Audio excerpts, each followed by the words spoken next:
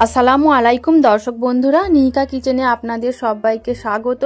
সামনেই চলে এলো রমজান মাস, তাই আমি আপনাদের সঙ্গে একটা ফ্রোজেন ইফতারের রেসিপি শেয়ার করব। তো কিভাবে এটা আপনারা ফ্রিজে সংরক্ষণ করে রাখতে পারবেন প্রায় 2 মাস পর্যন্ত, তো সেই রেসিপিটাই আমি আপনাদের সঙ্গে আজকে শেয়ার করে নিচ্ছি।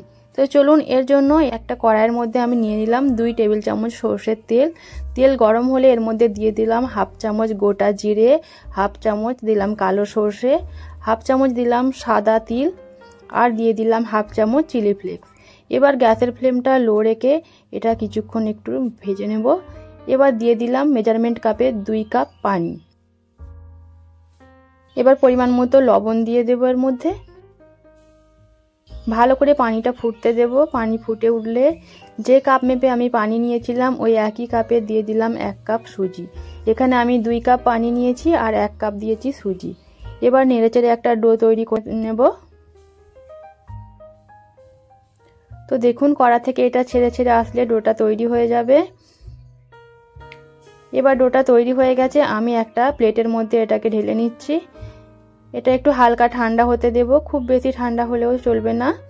একটু হালকা ঠান্ডা হয়ে গেলে এর মধ্যে দিয়ে দিলাম একটা সেদ্ধ করা আলু। আলুটা আমি একটা গ্রেটার দিয়ে গ্রেট করে নিচ্ছি যাতে এর মধ্যে কোনো লাম্পস না থাকে। এবার দিয়ে দিলাম পরিমাণ মতো লবণ, দিয়ে দিলাম 1 চামচ কালো গোলমরিচের গুঁড়ো, আর দিয়ে দিলাম কিছুটা ধনেপাতা কুচি। সমস্ত কিছু হাত দিয়ে খুব ভালো করে প্রথমে মেখে নেব। তো দেখুন, মাখা হয়ে গেছে। এবার এর মধ্যে দিয়ে দেব 2 টেবিল চামচ ময়দা। এখানে ময়দার পরিবর্তে আপনারা কর্নফ্লাওয়ারও দিতে পারেন। আবারও ভালোভাবে ময়দার সঙ্গে ডোটা ভালো করে মাখিয়ে নিচ্ছি। তো দেখুন, ডোটা মাখা হয়ে গেছে। এবার কিছুটা আমি এর মধ্যে নিয়ে নিলাম। এ থেকে নিয়ে আমি লম্বা করে একটা রোলের মতো তৈরি করে নিচ্ছি।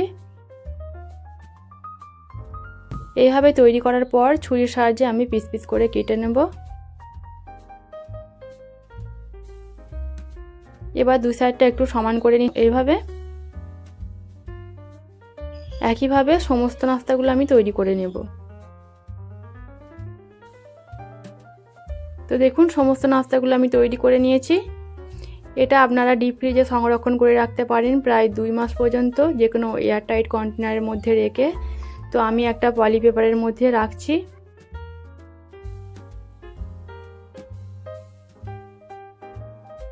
এবার একটা এয়ারটাইট বক্সের মধ্যে আমি এই পেপারটা রেখে ঢাকা দিয়ে দিলাম। এবার এটা ডিপ ফ্রিজের মধ্যে রেখে দেব। ইফতারের 10 মিনিট আগে এটা বের করে নেব, তারপরে ভেজে নিলেই হবে। আর আমি কয়েকটা আপনাদের এখন ভেজেও দেখাচ্ছি। এর জন্য আমি কড়াইয়ে সাদা তেল গরম করে নিয়েছি। এবার কয়েকটা এর মধ্যে দিয়ে দিলাম।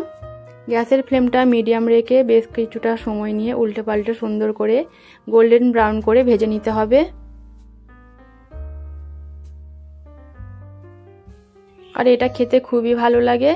এইভাবে আমরা রেসিপি রমজানের আগে থেকে তৈরি করে রেখে দিতে পারি ফ্রিজের মধ্যে, তাহলে আমাদের খুবই সুবিধা হয়। দেখুন, আমি কয়েকটা তৈরিও করে নিলাম। আশা করি আপনাদের এই রেসিপিটাও ভালো লেগেছে।